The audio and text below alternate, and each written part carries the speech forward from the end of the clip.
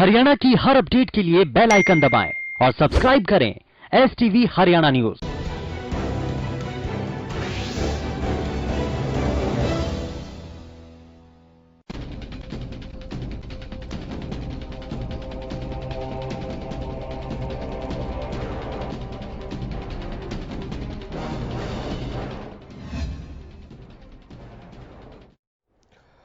नमस्कार, स्वागत है आपका। मैं हूं गौरव कुमार पांडे।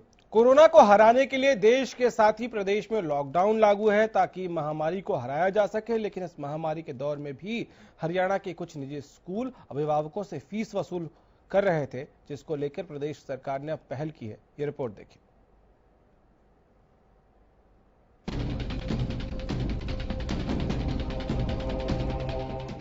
लॉकडाउन के दौरान अगर कोई निजी स्कूल ट्यूशन फीस के अलावा कोई और शुल्क लेता है तो उसकी खैर नहीं, क्योंकि हरियाणा सरकार ने एक दिशा निर्देश जारी करते हुए साफ कर दिया है कि निजी स्कूल ट्यूशन फीस के अलावा कोई शुल्क अभिभावक से नहीं वसूल सकते हैं। दिशा निर्देश में कहा गया है कि निजी स्कूल मासिक आधार पर सिर्फ ट्यूशन फीस ही ले।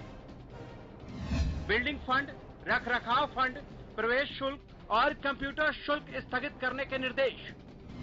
निजी स्कूल मासिक आधार पर लिए जाने वाले ट्यूशन फीस में वृद्धि न करें। निजी स्कूल ट्यूशन फीस में कोई हिडन चार्ज न जोड़ें। अभिभावकों से यातायात शुल्क नहीं लेने के निर्देश। इस साल स्कूल यूनिफॉर्म में बदलाव नहीं करने के निर्देश। पाठ्य पुस्तकों, कार्य पुस्तकों, अभ्यास पुस्तकों में बदलाव नहीं करने के निर्देश। फीस नहीं देने की वजह से किसी छात्र के नाम नहीं काटने के निर्देश। फीस नहीं देने पर किसी छात्र को ऑनलाइन शिक्षा से वंचित नहीं करने के निर्देश दिए गए हैं। अगर कोई निजी स्कूल सरकार के निर्देशों की अवहेलना करता है तो उसके खिलाफ सरकार ने एक्शन लेने के निर्देश भी दिए हैं। देखिए, वैसे आदेश तो सरकार ने पहले से जारी किया हुआ है, लेकिन उसके बावजूद भी कुछ शिकायतें मिल रही थी, इसलिए दोबारा से एक आदेश जारी किया गया कि कोई भी प्राइवेट स्कूल ना तो फीस बढ़ा सकता है, जितनी फीस पहले है उतनी फीस रहेगी, फीस में कोई बढ़ोतरी करने का अधिकार उसको नहीं है। और साथ ही हमने इसको और ज्यादा क्लियर किया है कि वो केवल 1 महीने की ट्यूशन फीस ले सकता है। 1 महीने की ट्यूशन फीस के अलावा छोड़कर वो किसी प्रकार का कोई भी चार्ज इस समय इस दौरान नहीं ले सकता।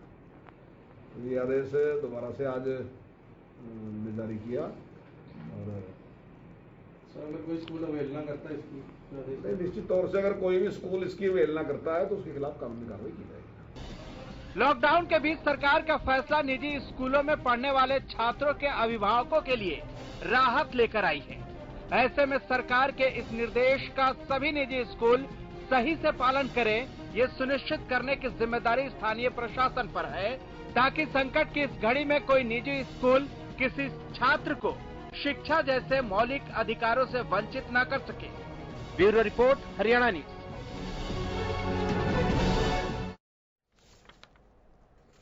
चलिए, तो सवाल शिक्षा का, शिक्षा के लिए आखिर इस लॉकडाउन में, ताकि छात्रों को मेंटल टेंशन ना हो, छात्रों को मेंटल प्रेशर ना आए, छात्रों की जो शिक्षा है वो पूरी तरह से बाधित ना हो जाए, इसके लिए क्या क्या किया जा रहा है, स्कूलों का प्रेशर अभिभावकों पर ना हो, इसके लिए क्या क्या किया जा रहा है, आज इसी पर करेंगे चर्चा। और हमारे साथ इस वक्त स्टूडियो में प्रदीप नरूला जी राजनीतिक विश्लेषक के तौर पर मौजूद हैं। प्रदीप जी, बहुत शुक्रिया। धन्यवाद। सर, एक बात बताइए कि इस वक्त क्योंकि काम धंधे ज्यादातर लोगों के चौपट हैं, हम मीडिया वालों को भले दफ्तर आना पड़ता है, काम करना पड़ रहा है, लेकिन कोरोना वॉरियर्स के अलावा बाकी सब लोगों के काम धंधे, राशन वालों को छोड़कर बाकी सबके चौपट हैं। ऐसे में जब उनके बच्चे घर बैठे हैं तो क्या इस वक्त स्कूल की फीस उनको ना देनी पड़े, ये सुनिश्चित करना बहुत बड़ी रिस्पॉन्सिबिलिटी? देखिए, मैं आपको बताऊं गौरव, इसके 2 पहलू। वक्त, इस वक्त कठिन वक्त है पूरे वर्ल्ड में, पूरे विश्व में ऐसी स्थिति है। भारत में तो शायद फिर भी बहुत चीज़ें सही हैं, अंडर कंट्रोल है। जहाँ तक प्रश्न है स्कूल्स का, जिस पे काफ़ी दिनों से एक चर्चा थी कि स्कूल्स क्या करें क्या ना करें।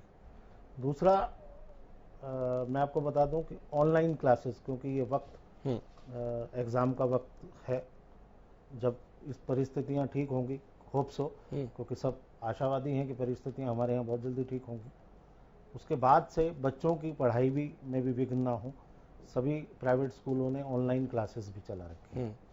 दूसरा, कठिन वक्त में स्कूल की फीस, बच्चों की फीस, स्कूल पे कई तरह के चार्जेज होते हैं। देखिए, हम जब बच्चों को पढ़ाने डालते हैं, स्कूल चूज करते हैं, तो बहुत सारी सुविधाओं का ध्यान रखते हैं और उन्हीं सुविधाओं के अनुसार ही हम स्कूल को फीस पे करते हैं। जब आप सुविधाओं के अनुसार से स्कूल फीस कर रहे हैं, तो हो सकता है इस कठिन वक्त में ये चीज़ें, जैसा कि अब लेटर जारी किया है हरियाणा सरकार ने कि हमें ऐसे ऐसे इस वक्त परेशान ना किया जाए, सिर्फ 1 महीने की ट्यूशन फी ली जाए। बहुत अच्छी बात है, बहुत जायज़ है, क्योंकि सबके काम धंधे बंद हैं, सभी लोग घर में बैठे हैं, तो ऐसी स्थिति में फीस भर पाना बहुत मुश्किल काम है और ऐसी स्थिति में रियायतें देना चाहिए। लेकिन दूसरा एक पहलू और भी है जिसे हम कतई नकार नहीं सकते। जब सरकार ये कहती है कि स्कूल टीचर्स को घर बैठ के तनख्वाहें दी जाएं, स्कूल के सभी स्टाफ्स को तनख्वाह दी जाएंगी, किसी को बाहर नहीं निकाला जाएगा, तो ऐसी स्थिति में ये भी सोचना पड़ेगा कि स्कूलों के क्या करेंगे। मेरा मानना यह ठीक है कि स्कूलों को, बच्चों इस वक्त जो कठिन परिस्थिति है, बच्चों को प्रताड़ित, अभिभावक को प्रताड़ित नहीं करना चाहिए, कोई डिमांड नहीं होनी चाहिए और बहुत सारी रियायतें मिलनी चाहिए जो स्कूल अक्सर लेते रहे हैं। उनमें अगर 1 साल वो नहीं लेंगे या कम कर देंगे तो मुझे नहीं लगता कि बहुत ज़्यादा फर्क पड़ने वाला है, लेकिन रियायतें होनी चाहिए। लेकिन दोनों पक्ष में अगर हम आप ये देखें कि एक तरफ हम एक तरफा अगर चाबुक चलाएंगे तो शायद वो भी सही नहीं होगा। मेरा मानना ये है कि सरकार अगर कोई आदेश जारी करती है तो कम से कम दोनों पहलुओं को नज़रअंदाज ना करे, जिसमें अभिभावक भी परेशानी से बचें और स्कूलों पर भी ऐसी मुसीबत ना आए कि वो देखिए किसी न किसी तरीके से स्कूल भी कट ऑफ करेंगे। जब आप उनको पैसा नहीं मिलेगा तो वो कहीं ना कहीं स्टाफ के साथ सैलरी में कटौती या स्टाफ में डिडक्शन, बहुत सारी चीज़ें हैं। आप बिल्कुल कितना ही कह लीजिए, जबकि हमारे प्राइम मिनिस्टर ने साफ तौर पर कहा कि कंपनियां कर्मचारी को बाहर ना निकालें, लेकिन तरह तरह की आवाज़ें, तरह तरह की बड़ी कंपनियों से आवाज़ें आ रही हैं। मेरे कुछ मित्र हैं होटल मैनेजमेंट में, उनको बाहर का रास्ता दिखा दिया गया। हाँ, बहुत सारे को बिहार का दिखा दिया गया, बहुत सारों को आधी और सैलरी तक कट कर दी गई है, बहुत कटौती की गई है, लेकिन उसके बावजूद भी कटौती हो रही है। तो ऐसा ना माना जाए कि कहीं ना कहीं उसका इफेक्ट स्कूल के स्टाफ पर पड़े, अन्य चीजों पर पड़े। तो बहुत सारी चीजें देखनी पड़ेंगी हमें इस कठिन दौर पर। मान लिया कि लोगों के पास पैसे नहीं है और स्कूलों को भी, मुझे नहीं लगता कि कोई 1-2% स्कूल ऐसे होंगे जो इस विकट परिस्थिति में अभिभावक का साथ ना दें, बहुत कम स्कूलों की संख्या होगी। बाकी सभी स्कूल वाकई हालात के अनुसार अपने आप को एडजस्ट करेंगे, लेकिन ये एडजस्टमेंट अगर दोनों अभिभावक, दोनों तरफ से अगर बैलेंस करके हो, अभिभावक और स्कूल की म्यूचुअल अंडरस्टैंडिंग हो तो बहुत ज्यादा अच्छा रहेगा। मतलब ये हो कि एटलीस्ट स्कूल का जो खर्चा है उसको टीचर की फीस दे देंगे, क्योंकि अभी देखिए बिजली का खर्च नहीं होगा, बाकी जो चीजें जहां ऑनलाइन क्लासेस चल रही हैं, हाँ, वहां बिजली का खर्चा भी है, बहुत ज्यादा नहीं है, मैं मानता हूँ बहुत ज्यादा नहीं, लेकिन ऑनलाइन क्लासेस में टीचर्स तो अपने घर से ही ज्यादातर पढ़ा रहे हैं। जो भी सिस्टम है, देखिए मैं आपको बताऊं, मैं 1-2 स्कूलों से मेरी बात हुई है, क्योंकि ऑनलाइन क्लासेस का पहले कॉन्सेप्ट नहीं था, अचानक ऑनलाइन क्लासेस का कंसेप्ट बनाना पड़ा, उस पर भी काफी खर्च हुआ। स्कूलों का कहना है कि मैं स्कूलों को कोई पक्ष नहीं रख रहा, नहीं, लेकिन हम जब डिबेट कर रहे हैं तो दोनों ही तरफ की बात तो मेरा मानना ये है कि बहुत सारी चीजें ये देख के करनी चाहिए। अगर ये ठीक है, एजुकेशन मिनिस्टर ने ये चीजें सामने की हैं और बहुत अच्छी बात है, राहत मिली है, लेकिन उस राहत में किसी और का नुकसान ना हो, ये भी देखना होगा। ठीक है। एक चीज और बताइए प्रदीप जी कि हम जब ये बात कर रहे हैं तो जो लेटर जारी हुआ है उसमें बिल्डिंग फंड, रख रखाव फंड, प्रवेश शुल्क, कंप्यूटर शुल्क स्थगित करने के निर्देश दिए गए, मतलब सिर्फ ट्यूशन फीस ली जाए। सर आपने वो शब्द पढ़ा है, उसको एलिब्रेट नहीं किया। हाँ। सिर्फ स्थगित किया गया है। स्थगित किया गया है। हाँ। टाइम बीइंग, हाँ। जिस वक्त कठिन परिस्थितियां हैं उस वक्त ना ली जाए, इस वक्त सिर्फ ट्यूशन फीस ली जाए। लेकिन मुझे अगर ये और भी अच्छा होता कि एलोब्रेट कर दिया जाता कि भविष्य में भी अगर ये चीजें ली जाएं तो कितने % ली जाएं। नहीं तो उससे फिर क्या बाद में प्रेशर बढ़ नहीं जाएगा? बिल्कुल बढ़ जाएगा। मैं अचानक से जैसे ही खुलेगी गौरव, चीजें। मैंने स्टार्ट यहीं से किया कि इस परिस्थितियां इस वक्त कर दी गई हैं, जो कि खाई बना दी गई है, वो बाद में कहीं मुश्किल ना पैदा कर दें। इसलिए इन आदेशों में स्पष्ट रूप से ये होना चाहिए था कि वाकई होगा क्या। अभी भी अभी थोड़ी देर में हमारे साथ शिक्षा मंत्री जुड़ेंगे तो मैं उनसे बात करूंगा। हम उनसे पूछेंगे कि इस विषय में क्या है और कोई हिडन चार्जेस नहीं लिया जाए। ये भी वो सीधी सी बात है। हिडन चार्जेस तो कठिन परिस्थितियां हैं, इसमें तो क्या वैसे भी नहीं लिए जाने चाहिए। नहीं, और स्कूलों पर ये एलिगेशन लगता रहा है प्रदीप जी, खास तौर से प्राइवेट स्कूलों पर, बड़े जो स्कूल हैं उन पर एलिगेशन लगता रहा है कि वो जरूरत से ज्यादा चार्ज करते हैं। व्यवसायीकरण हो गया है, ठीक है, वो कोई धर्मशाला नहीं खोला है उन्होंने भी, अगर वो अच्छी क्वालिटी की एजुकेशन दे रहे हैं तो वो चार्ज करेंगे। देखिए गौरव, मैं आपको एक बात क्लियर कर दूं कि जब हुड्डा प्लॉट की बोली लगाता है, 100 करोड़ में स्कूल का प्लॉट बिकता है, तो आप उसी वक्त शिक्षा का व्यवसायीकरण की नींव रख देते हैं। सरकार रखती है। ये बेकार की बातें हैं कि जिस व्यक्ति ने 100 करोड़ का प्लॉट लिया है, 5 एकड़ का, 6 एकड़ का, 7 एकड़ का, तो वो उसने धर्मशाला खोलने के लिए नहीं लिया। जब बेशक उसने ट्रस्ट बनाया या सोसाइटी बनाई, जो भी हो, कुछ भी किया हो, जब 100 करोड़ का हुड्डा को, सरकार को पैसे दे रहा है, वो जब सरकार को 100 करोड़ रुपए दे रहा है और उस 100 करोड़ में फिर इंफ्रास्ट्रक्चर खड़ा करेगा, वो सुविधाएं देगा, मैं आपको क्वालिटी के टीचर्स रखेगा। मैं आपको एक छोटा सा उदाहरण देता हूँ। यहाँ एक एक्सपो लगता है स्कूल्स का, एडमिशन के प्रीमियर एक्सपो लगता है।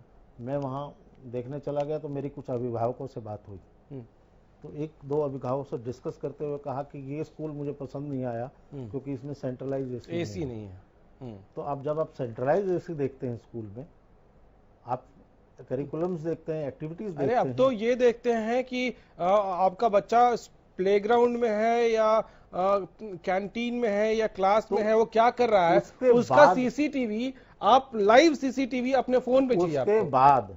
उसके बाद आप ये कहें कि स्कूल बहुत ज्यादा फीस लेता है, ये न्यायोचित नहीं है। ठीक है, लेकिन जो बड़े स्कूल्स हैं, क्या उनको भी इनिशिएट करके, क्योंकि उनके पास पैसों की ऐसा नहीं है कि तंगी है, कमी है, क्या उनको भी इनिशिएट करके आगे आना चाहिए कि ठीक है? बिल्कुल आना चाहिए। मेरा मानना है कि इस कठिन परिस्थितियों में बहुत सारी चीजें उन्हें वेव ऑफ करनी चाहिए, लेकिन ये सारा एक कंबाइंड प्रोसेस के तहत हो, जिसमें अभिभावक भी हो, स्कूल भी हो और सरकारी एजेंसी भी हो। वो दोनों म्यूचुअल अंडरस्टैंडिंग करके कठिन परिस्थितियों में कुछ चीजें वेव ऑफ करे, वो ज्यादा बेटर होगा भविष्य के लिए भी, अभिभावकों के लिए भी, स्कूल के लिए भी और बच्चों के लिए। ठीक है, क्योंकि जैसे ही लॉकडाउन खुलेगा, लोग अपने काम धंधे पर लौटेंगे, एक तो आगे आने वाला वक्त बहुत मुश्किल होगा इकोनॉमिक, अगर उससे देखें, क्योंकि काम धंधे कम हो जाएंगे, लोगों की जो लोग काम छूट चुका है जिनका, उनका तुरंत से अगर वो एक्सपेक्ट करेंगे कि बहुत उनके पास पैसे आ जाएंगे, ये नहीं होने जा रहा है। ऐसे में अगर अभी जो चीजें स्थगित की गई हैं, मान लीजिए अभी 5,000 में से 2,000 अभी छूट दी गई और वो 2,000 बाद में जोड़ दिया गया, तो 5,000 के बजाय उसको 7,000 देना पड़ जाएगा। नहीं, मैं तभी उस जो परफॉर्मा जो लेटर निकाला गया है उसमें जो शब्द है एक स्थगित, मुझे आपत्ति उस स्थगित शब्द पे है कि बजाय स्थगित शब्द के अगर स्कूलों के साथ बैठ के बात की जाती और ये कह दिया जाता कि ये वेव ऑफ हुआ या आधा हुआ या इतने % हुआ, या वो 3 महीने, जिन 3 महीने या 4 महीने में कठिन परिस्थितियां रहेंगी, क्योंकि अभी तक ये पता नहीं है कि आगे कब स्थितियां साफ होंगी, उन महीनों की उस हिसाब से, उस प्रतिशत से बाकी चीजें भी वेव ऑफ होंगी, तो मेरे ख्याल से बहुत ज्यादा बेटर होता और बहुत अच्छा कदम होता। लेकिन खाली स्थगित कर देना, ये एक जिसमें सरकार कहती है कि हिडन चीजें नहीं होनी चाहिए, इसमें अपने आप हिडन है कि आपने स्थगित की है, वेव ऑफ नहीं की। ठीक है, इससे मुश्किलें बढ़ेंगी ही अभिभावकों की। लेकिन एक चीज बहुत अच्छा है कि हरियाणा में खासतौर से ये कोशिश हो रही है कि बच्चे जो घर बैठे हैं उनकी पढ़ाई बाधित ना हो, तो ऑनलाइन क्लासेस चलाए जा रहे हैं। ये क्या बहुत अच्छा कदम है, और ये कभी ना कभी तो करना ही था। देखिए बहुत बिल्कुल, इससे बहुत सारी चीजें हैं। एक तो घर बैठे बैठे बच्चा उकता ना जाए, जिसे हम अंग्रेजी में बोर कहते हैं, बोर ना हो जाए। वो कुछ टाइम ऑनलाइन क्लासेस में व्यतीत करेगा, उसके बाद उस क्लास की तैयारी करेगा। तो बहुत सारी चीज़ें हैं कि वो जो टाइम पास, जो इस वक्त सबसे बड़ी दिक्कत आ रही है घर में बैठ के टाइम पास करने की, उसका कुछ टाइम एजुकेशन उसको मिल रही है। मुझे मैं नहीं मानता कि उसको उतना फायदा मिल रहा होगा जितना लाइव क्लास में उसको मिल रहा होगा, लेकिन फिर भी बहुत सारी चीज़ें जो पढ़ने वाले बच्चे हैं वो गेन भी कर रहे होंगे। और जो टाइमिंग है, जो टाइम पास हो रहा है, जो उसका टाइम कंज्यूम हो रहा है, वो भी बहुत अच्छी बात है। ठीक है, हमारे साथ कुछ मेहमान और जुड़ गए हैं। अमित नेहरा साहब वरिष्ठ पत्रकार हैं, जुड़ गए हैं। जेपी दलाल साहब शिक्षाविद हैं, और doctor Swati Maheshwari health expert के तौर पर जुड़ गए हैं। आप सबका एक बार फिर से हमारे साथ जुड़ने के लिए बहुत शुक्रिया, स्वागत है आप लोगों का। नेहरा साहब, जो सरकार फैसले कर रही है खासतौर से शिक्षा में, और कि भाई सहूलियत अभिभावकों को मिल जाए, थोड़ी उनके ऊपर प्रेशर ना आए, वो अब तक जी जो फैसले किए गए हैं उनको आप कैसे देखते हैं? सफिशिएंट है या कुछ और करने की जरूरत है अभी?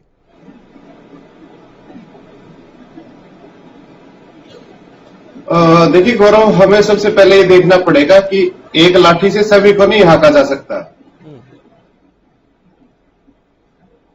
अगर शिक्षा व्यवस्था की बात देखी जाए, प्राइवेट शिक्षा व्यवस्था की बात कह रहा हूं मैं, तो हरियाणा में मुझे लगता है कि 3 तरह की शिक्षा की दुकानें हैं। एक को तो हम शोरूम कह सकते हैं, बड़े बड़े शोरूम होते हैं। एक जो नॉर्मल दुकानें होती है वो है, और एक जो छोटी रेहड़ी वगैरह जो फड़ी जिसको बोलते हैं वो कहते हैं। बड़े जो है, जो शोरूम है, वो जैसे श्री राम स्कूल हुआ और जिस तरह के जो बड़े बड़े हैं, गोयनका वगैरह स्कूल हुआ, ये जो नाम है ये हम कह सकते हैं शोरूम है। और जो छोटे छोटे हैं, जो मिड लेवल के, वो तो बहुत सारे हैं।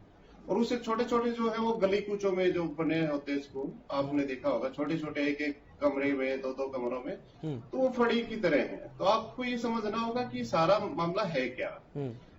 जैसा कि प्रदीप जी ने बताया अभी, जो बड़े स्कूल हैं उन पे कोई असर नहीं पड़ने वाला है इसका। और जो 100 करोड़ दे सकता है जमीन के लिए, बिल्डिंग के लिए और उनके लिए, तो उनका कोई बड़ा इशू है नहीं। दिक्कत जो है वो मिड सेगमेंट है और जो फड़ी वाले हैं उनके लिए है। लेकिन आपको एक चीज और देखनी पड़ेगी कि जो स्कूल बच्चों से लेते हैं, पेरेंट्स से लेते हैं, वो कितने दिन का लेते हैं फीस? वो 3 महीने की लेते हैं।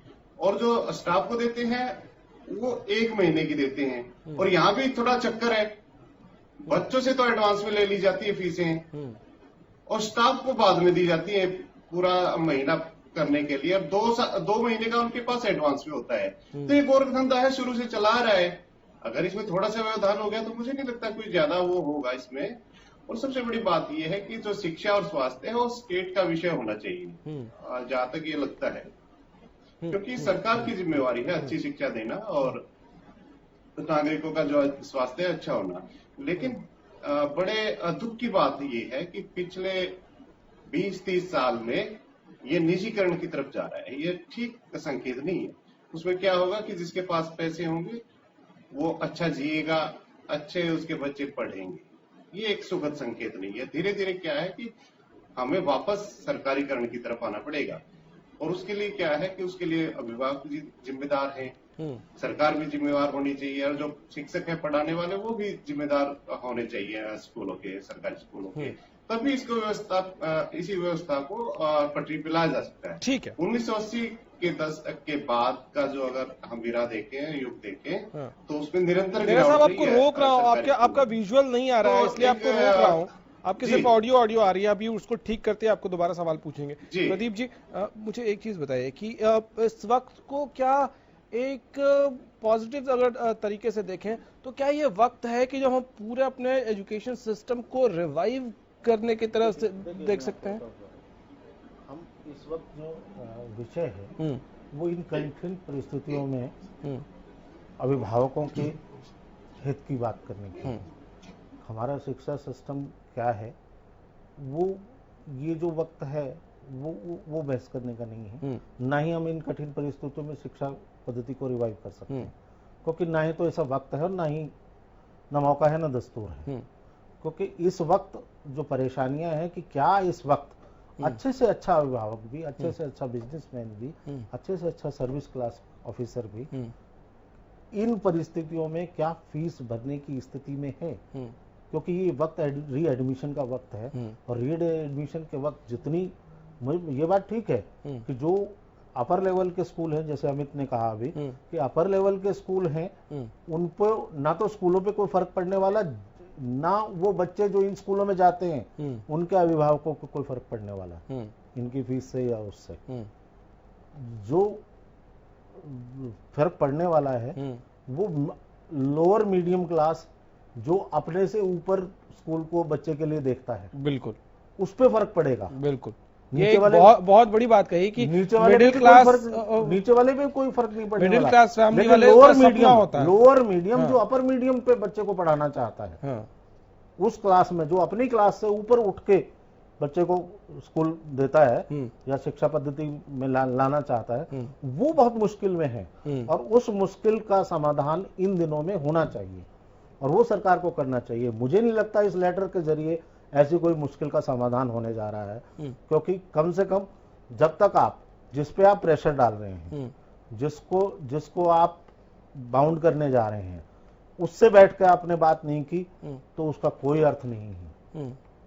नहीं, और ये इसलिए भी बहुत जरूरी है जो आप कह रहे हैं, क्योंकि आप याद करें 134A में इतने सारे रूल्स बनाए गए, नहीं जी इतना करना है, इतना करना, और हर साल एडमिशन के सीजन में हम देखते हैं कि कितने एलिगेशन लगते हैं। प्राइवेट स्कूल एसोसिएशन अड़ जाता है, खड़ा हो जाता है कि हम तो नहीं मानते जी। एजुकेशन, हाँ, 134A, बहुत सारी चीजें हैं। ये दोनों चीजें, इनका कितना पालन होता है, स्कूल कितना बच्चों को एजुकेशन देते हैं। अब बड़े स्कूलों ने क्या किया है कि अगर आप एडमिशन करा भी लेते हैं तो अलग से क्लासेस लगा दी जाती हैं, तो आप कहाँ सरवाइव कर पाएंगे, वो बच्चा कहाँ सरवाइव कर पाएगा। प्रश्न ये है गौरव कि इस वक्त इन परिस्थितियों में अभिभावक को, जो अभिभावक घर बैठे हैं, उन पे मुश्किल आन पड़ी है, उनका बिजनेस इस महामारी के तहत बंद है या उनकी नौकरी सांसद में है, उनको उनके बच्चों की पढ़ाई के एवज में स्कूल से क्या रिलैक्सेशन मिलना चाहिए। इस वक्त विषय ये है कि इन 4-6 में, क्योंकि ये 2-3 महीने में ही खत्म होने वाला नहीं है, इसका इफेक्ट चलेगा। अगर हम इस महामारी से उबर भी गए तो इसका इफेक्ट भी 6 महीने तक रहेगा। हाँ, इकोनॉमी पूरी तरह से आप देखिए पूरे साल में हाँ। एक ऐसा म्यूचुअल अंडरस्टैंडिंग करके स्कूलों के साथ एक ऐसा सेगमेंट तैयार करना चाहिए था सरकार को, या करना चाहिए, अभी भी वक्त है, हो जाएगा। तो वो जिसमें वास्तव में स्कूल भी ठीक रहे, उसको भी ये महसूस ना हो कि तुम्हारी गर्दन पकड़ी गई है, और अभिभावकों को भी राहत मिले। मेरा मानना है कि बाकी जो शिक्षा पद्धति है, जिस तरह से व्यवसायीकरण है, ये बहुत चर्चा, ये बाद में भी चर्चा हो सकती है, लार्जर प्रोस्पेक्ट है। नहीं, मैं जो कह रहा था, मैं ये कह रहा था कि क्योंकि हमारे यहाँ, हमारे देश में अब ये ऑनलाइन एजुकेशन का बहुत ज्यादा इस्तेमाल अब तक नहीं होता रहा, तो क्या ये वक्त आपको एक चीज दे रहा है कि आप तकनीक से जो है आप दोस्ती हो जाए, आपकी तकनीक फ्रेंडली हो जाए? देखिए, मैं आपको बोलूं, वैसे तो व्हाट्सएप पे तरह तरह के इस तरह के जुमले चलते रहते हैं कि हमें कोरोना महामारी ने अगर मारा भी है तो बहुत कुछ सिखाया भी है, कि सिर्फ ऑफिस जाने से ही काम नहीं होता, घर से भी हो सकता है। नंबर 1, सिर्फ स्कूल जाने से ही बच्चे नहीं पढ़ते, ऑनलाइन तकनीक के तहत। अब मेरी किसी स्कूल ओनर से बात हो रही थी, तो उसने ये रखा कि अब जो हम कोर्स का रिवीजन कराएंगे, उनमें बच्चों को स्कूल में नहीं बुलाएंगे। या गर्मी की छुट्टियों में क्लासेस लग सकती है? हाँ, तो उनमें नहीं बुलाएंगे और उन्हें ऑनलाइन रिवीजन कराएंगे। हाँ। क्योंकि ऑनलाइन तकनीक हमने डेवलप कर ली है, वो हमारे पास इंस्ट्रूमेंट भी आ गए हैं। तो हम सोच रहे हैं कि आगे बड़ी क्लासेस 11वीं 12वीं 10वीं, इनको अगर रिवीजन का चलेगा तो वो हम ऑनलाइन कराएंगे। तो बहुत सारी चीजें हैं। वक्त हमें अगर कुछ हमसे लेता है तो कुछ देता भी है, कुछ सिखाता भी है। ये चीजें सीखने के लिए भी हैं, बहुत सारी चीजें हमने इस काल में सीख रहे हैं और सीखी भी हैं। बहुत सारी चीजें हैं और उस पर हम चर्चा करते रह सकते हैं। डॉक्टर स्वाति, आप ऑल्दो हेल्थ एक्सपर्ट के तौर पर जुड़ी हैं, लेकिन एक पेरेंट के तौर पर आपको क्या लगता है कि क्या सरकार को ये सुनिश्चित करना चाहिए कि जो मिडिल क्लास फैमिलीज हैं खास तौर से, क्योंकि उनका ही ख्वाब होता है कि बड़े स्कूलों में पढ़ाएं जहां अच्छा इंफ्रास्ट्रक्चर हो, और वो अपने पॉकेट्स पे प्रेशर डाल के और बड़े स्कूल्स में डालते हैं अपने बच्चों को, तो उनको कुछ राहत मिल सके, इसको सुनिश्चित करना सरकार की बहुत बड़ी जिम्मेदारी इस वक्त। हाँ नहीं, बिल्कुल बहुत जरूरी होगा गौरव इस वक्त। और देखिए, सबसे ज्यादा बुरा असर जो इस महामारी का पड़ रहा है वो हमारे बच्चों पर ही पड़ रहा है। अगर हम देखें तो उनकी एजुकेशन के ऊपर, और देखिए पहले हम बच्चों से बोलते थे कि बाहर खेलना जरूरी है, और अभी सारे बच्चे घर के अंदर बंद हैं, सब लोग टीवी और इंटरनेट में एक तरह से हुक ऑन हो गए क्योंकि उनके पास कोई कुछ और करने के लिए रह नहीं गया है। तो बच्चे एक ऐसा वर्ग है जो इस वक्त बहुत ज्यादा महामारी की जो मेरे ख्याल से मार है वो सह रहे हैं। और अगर हम यूएन की रिपोर्ट भी देखें गौरव, तो अभी चाइल्ड अब्यूज बहुत बढ़ गया है, चाइल्ड ट्रैफिकिंग बढ़ गया है बच्चों में। अगर आप देखें तो अब जो आने वाला समय है उसमें माना जा रहा है कि 4 से 6 करोड़ बच्चे जो हैं वो बिलो पॉवर्टी लाइन चल जाएंगे। तो बहुत जरूरी है इस वक्त कि जो उनके पेरेंट्स हैं उनको राहत मिले ताकि उनकी एजुकेशन आगे कंटिन्यू कर पाए, उनकी एजुकेशन पर इसका बुरा असर ना पड़े। क्योंकि मुझे लगता है कि बच्चों को सबसे ज्यादा इस वक्त प्रोटेक्शन की जरूरत है। ये जरूर है कि हम अगर पेरेंट्स के पास पैसा होगा तभी वो उनको आगे पढ़ा पाएंगे, तो उनको कहीं ना कहीं इस चीज के लिए राहत मिलनी चाहिए ताकि उनकी बच्चों की एजुकेशन पर इसका कोई बुरा असर ना पड़े। ठीक है, जेपी दलाल साहब, अब तक जो सरकार ने कदम उठाए हैं आपको लगता है ठीक है? सबसे पहले मैं हरियाणा न्यूज को साधुवाद का पात्र मानता हूं कि पांडे जी आपने एक बहुत ही समसामयिक और आज के टाइम पे मोस्ट रेलेवेंट टॉपिक पे ये डिबेट रखी। मेरे से पूर्व कुछ वक्ताओं ने बोला, मैं उनको भी सुन रहा था, और ओवरऑल मैं आपको एक चीज जरूर बैकग्राउंड में कर दूं और आपके टीवी चैनल के माध्यम से पूरे हरियाणा और पूरे देश के पेरेंट्स और बच्चों को भी मैं ये क्लियर करना चाहता हूं कि ये कोरोना महामारी जो है, एक शिक्षाविद होने के नाते मेरा ये दायित्व है आपको बताने का कि मानव इतिहास का जो रिकॉर्डेड हिस्ट्री आज तक का है, उस इतिहास में इस तरह की प्रॉब्लम पहली बार आई है जब पूरी दुनिया अपना कोरोना क्वारंटाइन में है या पूरी दुनिया लॉकडाउन में है। ऐसे हालात में शिक्षा की जो लो है वो जमती रहे, इसके लिए सरकार के जो कदम है अभी प्रभावी नहीं है, पूरे नहीं है, बहुत सारी इफ एंड बट्स उसमें है। लेकिन अब ऐसे हालात में मीडिया की जिम्मेदारी बन जाती है, शिक्षाविदों की जिम्मेदारी बन जाती है, ऑनलाइन एजुकेशन ही एकमात्र सहारा है। ऐसे में एक इंग्लिश कोट है कि the best learning environment is when teachers become parents and parents become teacher. हम स्कूलों में, मैं एक ट्रेनर हूं, बहुत सारे गवर्नमेंट स्कूल्स के और प्राइवेट स्कूल के टीचर्स को ट्रेन करता हूं, वहां पे भी मैं ये बात बताता हूं कि अच्छा जो लर्निंग एनवायरनमेंट है वो तभी है जब स्कूल में टीचर एक पेरेंट का भी रोल अदा करे और घर में पेरेंट एक टीचर का रोल अदा करे। आज के टाइम पे जब फिजिकल स्कूल नहीं चल रहे हैं, आज जब टीचर्स दूर हो गए हैं स्टूडेंट से, तो पेरेंट्स के पास पूरा दिन बच्चे हैं। ये जिम्मेदारी पेरेंट्स की बहुत बढ़ गई है कि वो ऑनलाइन भी, अब देखो ऑनलाइन यूट्यूब पे सब कुछ है, बहुत सारे ऐप है, जूम ऐप पे हैं, क्लासेस चल रही हैं, अलग अलग कैटेगरी के स्कूल्स हैं, लेकिन सबके पास स्मार्टफोन नहीं है। हमें ये भी देखना पड़ेगा, हमें ये भी देखना पड़ेगा गवर्नमेंट स्कूल के बच्चे और प्राइवेट स्कूल। प्राइवेट स्कूल में भी 3 कैटेगरी हैं। एक टॉप एंड स्कूल है जो मेरे से पूर्व वक्ता बोल रहे थे, वो बहुत सही कह रहे थे, उन स्कूलों पे कोई फर्क नहीं पड़ा है। फर्क कहां पड़ा है? जो स्ट्रगलिंग स्कूल, एंट्री लेवल के स्कूल हैं, जिनके लिमिटेड रिसोर्सेज हैं, वहां पे फर्क पड़ा है। फर्क वहां पड़ा है जहां पे पेरेंट्स का ये लेवल नहीं है कि वो ऑनलाइन अपने बच्चों को एंड्रॉइड फोन लाके, स्मार्टफोन लाके दे दे। हमें पता है कि तकनीक में बहुत सारी चीजें अवेलेबल है, लेकिन तकनीक को भी मैं यही कहना चाहूंगा Gaurav ji, handle with care. बच्चा सारा दिन मोबाइल पे बैठा रहे और ये बोलता रहे कि मैं पढ़ रहा हूँ, जरूरी नहीं वो पढ़ ही रहा है, वो गेम भी खेल सकता है, वो कुछ और कहीं भी वेबसाइट पे जा सकता है। तो इसलिए ये बहुत जरूरी बन जाता है कि पेरेंट्स ध्यान दें और पेरेंट्स आज टीचर का रोल अदा करें। फिर बात आई, आपने जो बात की थी पांडे जी, मैं उसको पूरा करना चाहूंगा। देखिए कि ये एक तरफा डिसीजन की स्कूल डेडिकेट कर दें या स्कूल्स एक तरफ से फीस माफ कर दें या स्कूल्स ऐसा कर दें वैसा कर दें, एक्सपेक्टेशन लेवल ठीक है, लेकिन आपको ये भी देखना पड़ेगा हर स्कूल के पीछे 20, 30, 50 से लेके 200, 300 तक का स्टाफ है।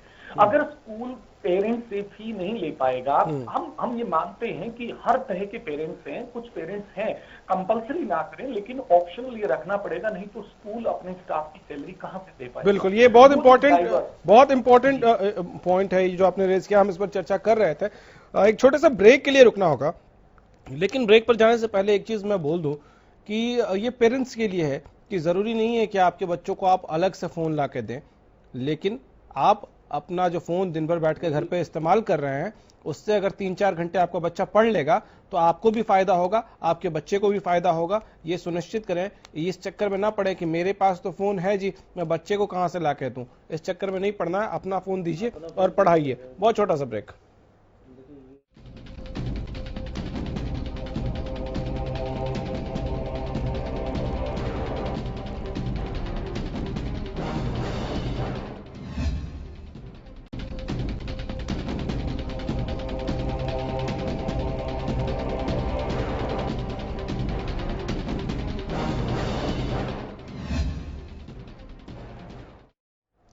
ब्रेक के बाद एक बार फिर से आपका स्वागत है। सवाल शिक्षा का, आज यही सवाल हम भी पूछ रहे हैं कि अब तक जो निर्णय हुए हैं वो सफिशिएंट है या आपको लगता है कि कुछ और होने चाहिए, कदम उठाए जाने चाहिए जो अभिभावकों को राहत दे सके और स्कूलों पर भी बहुत ज्यादा मार न पड़े। इसी पर हम चर्चा कर रहे हैं। डॉक्टर स्वाति महेश्वरी, आपसे जानना चाहूंगा, एक बहुत इंपॉर्टेंट क्वेश्चन है कि इस वक्त बच्चे घरों में बैठे हैं, ऐसे में उनको किसी तरह का मेंटली उन पर प्रेशर ना आए, इसके लिए अभिभावकों को क्या करने की जरूरत है?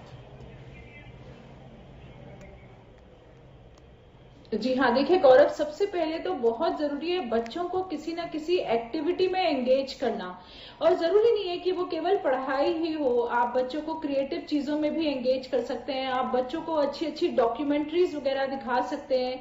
बच्चों की रुचि किसी और चीज की तरफ, अगर थोड़ा म्यूजिक वगैरह की तरफ है या डांस की तरफ है, तो वो भी आजकल इंटरनेट पे इतनी अच्छी अच्छी क्लासेस होती हैं जिसमें आप देख देख कर बच्चों को सिखा सकते हैं।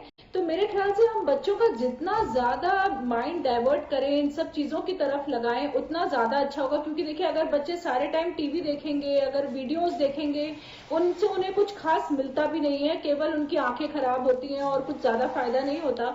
तो अगर हम बच्चों को अच्छी अच्छी एक्टिविटीज में एंगेज करें तो मेरे ख्याल से ये एक अच्छा समय है, सदुपयोग कर सकते हैं हम इस समय का कि हम बच्चों को और क्रिएटिव चीजों की तरफ उनका रुझान बढ़ाएं। तो मेरे ख्याल से, और साथ में उनकी डाइट का भी इस वक्त खास तौर से ध्यान रखें। देखिए, ये एक समय है जब बच्चों को हम घर के बने हुए खाने की तरफ ला सकते हैं आसानी से। देखिए, सारे बच्चे जंक फूड ज्यादा खाने लग गए हैं और आजकल का ये ऐसा समय है जब पेरेंट्स के पास वक्त है कि वो डिफरेंट तरह की रेसिपीज और हेल्दी खाना, जी हाँ, बच्चों को इस वक्त जो है ट्राई करें और कोशिश करें, उन्हें समझाएं कि कितना जरूरी है हेल्दी खाना। तो ये एक अच्छा समय है मेरे ख्याल से, जब हम बच्चों को ज्यादा वक्त दे पा रहे हैं, उनकी तरफ ज्यादा ध्यान दे पा रहे हैं। तो हम कोशिश करें कि उनको एक तरफ से हम मेंटली स्ट्रांग भी बनाएं और उनका जो है माइंड भी सही तरफ डाइवर्ट करें और उनकी हेल्थ का, उनके खाने का भी हम खास ध्यान रखें। और घर में भी आप बच्चों को भी छोटी छोटी एक्सरसाइजेस करा सकते हैं ताकि वो उनका जो शरीर भी है उसका डेवलपमेंट भी अच्छा होता रहे। तो मेरे ख्याल से ये छोटी छोटी चीजें हम जरूर घर में कर सकते हैं। डॉक्टर स्वाति, बहुत शुक्रिया आपका हमारे साथ जुड़ने के लिए। बहुत इंपॉर्टेंट चीजें हैं जो आपने शेयर की हैं। नेहरा साहब, एक चीज बताइए, मैं जब छोटा था तो मुझे याद है कि मेरे पिताजी कहते थे कि अपने कपड़े खुद धो, जिस प्लेट में खाना खाया उस प्लेट को खाना खाने के बाद खुद साफ करो, बटन लगाना। ये क्या छोटी छोटी चीजें हैं जो दौड़ भाग में आजकल बहुत सारे पेरेंट्स सिखाना भूल जाते हैं अपने बच्चों को? क्या ये इन चीजों में भी इन्वॉल्व करना जरूरी है बच्चों को?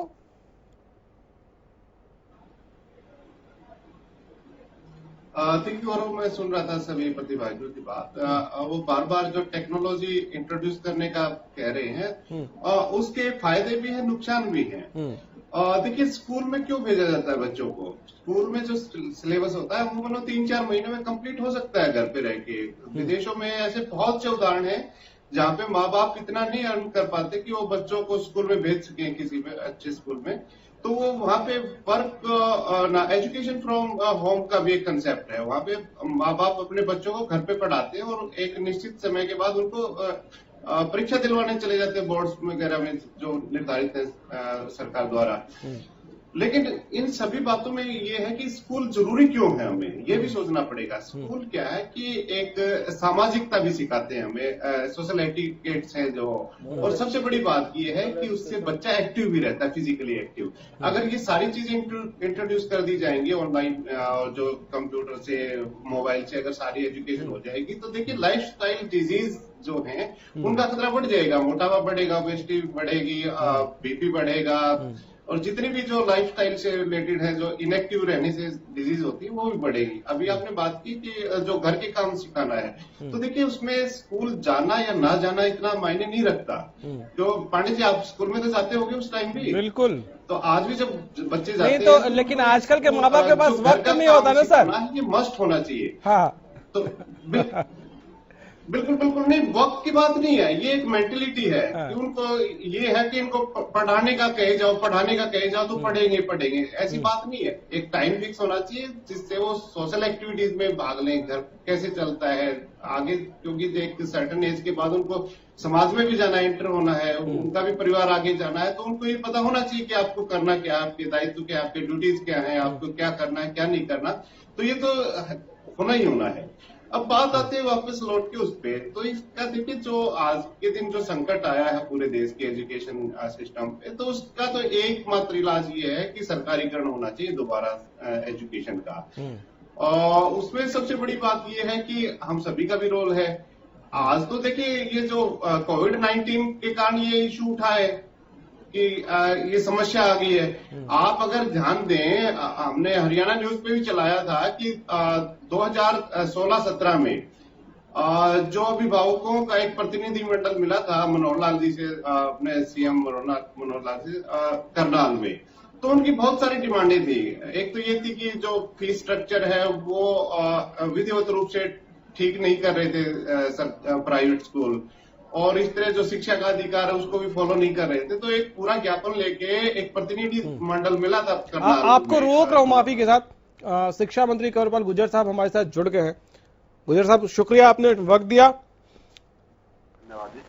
अच्छा, कुछ सवाल हैं। इस वक्त हम लोग चर्चा इसी पर कर रहे हैं कि सरकार द्वारा जो कदम उठाए गए हैं ताकि अभिभावकों पर प्रेशर ना आए और बच्चों पर भी प्रेशर ना आए, उस पर हम चर्चा कर रहे हैं। तो ये जो आप लोगों ने सर्कुलर जारी किया है, बिल्डिंग फंड, रखरखाव फंड, प्रवेश शुल्क, कंप्यूटर शुल्क, ये क्या अभी के लिए पोस्टपोन कर दिया गया है और बाद में ये स्कूल वाले ले सकते हैं, या इसको वेव ऑफ कर दिया गया है? नहीं, बिल्कुल नहीं। अभी के लिए किया, आगे हमने कोई निर्णय लिया था। ये अभी के लिए है, जब तक लॉकडाउन है तब तक के लिए निर्णय है। उसके बाद में अगला निर्णय, उसके बाद कोई ऐसा नहीं मतलब अभी वाला जो बच जाएगा पैसा, वो क्या बाद में देना पड़ेगा या नहीं देना पड़ेगा? नहीं, अभी माफ नहीं किसी का भी किया। हमने ये कहा है केवल कि भाई 1 महीने का जो उसका ट्यूशन फीस है वो ले सकते हैं, बाकी और किसी प्रकार की चार्जेस वो नहीं ले सकते, ये हमने कहा है। लेकिन हमने ऐसा कहीं नहीं कहा कि हमने वो माफ कर दी। ठीक है, मतलब वो चार्जेस बाद में ले सकते, जोड़ के आ जाएगा बिल में। हाँ। गुर्जर जी, हेलो। हाँ जी, नमस्कार जी, मैं प्रदीप नरूला बोल रहा हूँ गुड़गांव से। हाँ जी। हाँ, मेरा प्रश्न ये था कि क्या इसके बाद स्कूल एसोसिएशन के साथ बैठकर कुछ ऐसी रणनीति भी बनाई जाएगी कि अभिभावकों को बहुत सारी चीजों में रिलैक्सेशन मिल सके? देखिए, जो ट्रांसपोर्ट का था वो तो हमने पहले ही कर दिया जी कि वो नहीं लिया जाएगा, क्योंकि ट्रांसपोर्ट का ना चला और ना उनका कोई खर्च हुआ। ठीक है, इसलिए वो किसी अभिभावक से नहीं लिया जाएगा। ठीक है। बाकी जो सारी स्थिति है उस पर बाद में बैठ के निर्णय करेंगे, अगर कोई जरूरत होगी तो उसके हिसाब से निर्णय ले लेंगे। लेकिन अभी कोई निर्णय नहीं लिया गया। अच्छा, ये जो इतना ही निर्णय लिया गया। हाँ, जी।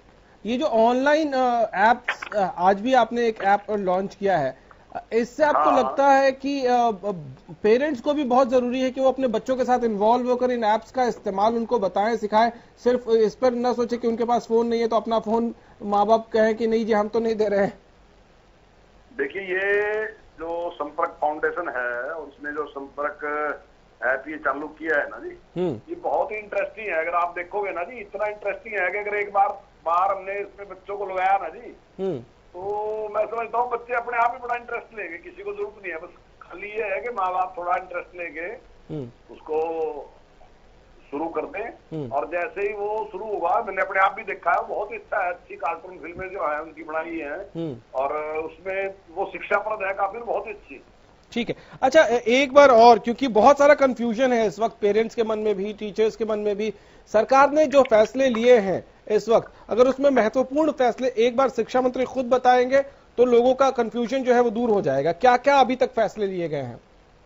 नहीं, अभी अभिभावकों का तो मेरा ख्याल का मेन इंटरेस्ट इसी में है कि फीस के बारे में चाहते हैं वो कि क्या फैसला लिया।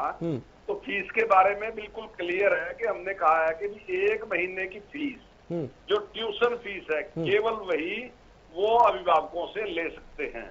ठीक है। और मेरा अभिभावकों से भी निवेदन है कि जिन लोगों के पास सामर्थ्य है तो उन्हें देना ही चाहिए वो, क्योंकि स्कूल को चलाने के लिए सारे स्टाफ के लिए जरूरत भी है। लेकिन उसमें भी वो कोई एक्शन नहीं उसमें ले सकते स्कूल के लोग, स्कूल के जो अपने मालिक हैं वो कोई एक्शन नहीं ले सकते, लेकिन वो उसको उससे डिमांड कर सकते हैं, उसमें इतना ही है। और जो आपने दूसरी बात हमारे से पूछी है कि भाई उसमें आने वाले टाइम में क्या है, क्या माफ कर देंगे, तो जो ट्रांसपोर्ट का खर्च है वो हमने मतलब उस पर हमने निर्णय ले लिया कि वो नहीं लेंगे अभिभावक से, और बाकी जो फीस है उसके बारे में हम बाद में निर्णय करेंगे। अच्छा, क्या गुजर साहब ये हो सकता है कि आने वाले टाइम में प्राइवेट स्कूल एसोसिएशंस के साथ आप शिक्षा मंत्री हैं, आपके विभाग के लोग, सरकार के में शामिल लोग बैठकर बातचीत करें और उनको टटोलने की कोशिश की जाए कि वो क्या क्या अपनी तरफ से छोड़ सकते हैं, क्या क्या रियायतें वो दे सकते हैं? क्या उनका मन टटोलने की कोशिश होगी? बिल्कुल बिल्कुल, इस प्रकार की बैठक बाद में करेंगे। अभी तो जिस प्रकार की स्थिति है कोई है नहीं, लेकिन बाद में बैठ के बात करेंगे कि इस प्रकार का कोई भी निर्णय लेंगे जिसमें दोनों पक्षों को, जो स्कूल के मालिक हैं उनको भी इतना नुकसान नहीं होना चाहिए कि वो काम ही ना कर सके, और अभिभावकों को भी थोड़ा लाभ मिल जाए, क्योंकि लॉकडाउन की वजह से उनकी भी स्थिति कोई बहुत अच्छी नहीं है अब, क्योंकि वो काम नहीं कर सकते, कमाई तो कुछ है नहीं उनके पास भी। तो दोनों पक्षों का ठीक रहे इसका हम प्रयास करें। ठीक है। अच्छा, एक आखिरी सवाल सर, कि इस वक्त में हम देख रहे हैं ऑनलाइन क्लासेस बच्चों को मिल रही हैं हर तरह से, स्कूल के लोग तो प्रोवाइड करा रहे हैं, वैसे भी बहुत लोग ऑनलाइन क्लासेस ले रहे हैं। तो क्या ये वक्त है ये सोचने का कि तकनीक का इस्तेमाल हम फ्यूचर में भी कैसे कर सकते हैं ताकि हम अपने एजुकेशन सिस्टम को और बेहतर कर सकें? हाँ, देखिए कई बार जो विपत्ति है ना, कई बार वो अवसर बढ़ जाती है। और मुझे लगता है कि अब की बार की जो ये विपत्ति है, जो समस्या है ना जी, ये निश्चित तौर से देश के लिए एक अवसर बनेगी। बहुत सी चीजें हमने जिस प्रकार से शुरुआत की, मैं केवल एजुकेशन की बात नहीं कर रहा, सभी जगह हमने जिस प्रकार की शुरुआत की, तो निश्चित तौर से इस देश में एक बहुत बड़ा परिवर्तन आएगा। चलिए, और इस पे भी विचार किया जा सकता है, जो आपने कहा कि एजुकेशन के मामले में भी बहुत कुछ कर सकते हैं, क्योंकि भले ही हमें मजबूरी में करना पड़ा, लेकिन इसके रिजल्ट अभी साफ दिखाई देंगे और उसके बाद हम निर्णय और भी ले सकते हैं इसके बारे में। चलिए, बहुत शुक्रिया आपका गुजर साहब। चलिए चर्चा को आगे बढ़ाते हैं। नेहरा साहब, अब क्योंकि हम डिबेट के बहुत आखिरी सेगमेंट में पहुंच गए हैं, बहुत ज्यादा वक्त नहीं है, इसलिए जल्दी जल्दी आपके हिसाब से और क्या क्या सजेशंस आप देना चाहेंगे गवर्नमेंट को कि और क्या क्या किया जा सकता है?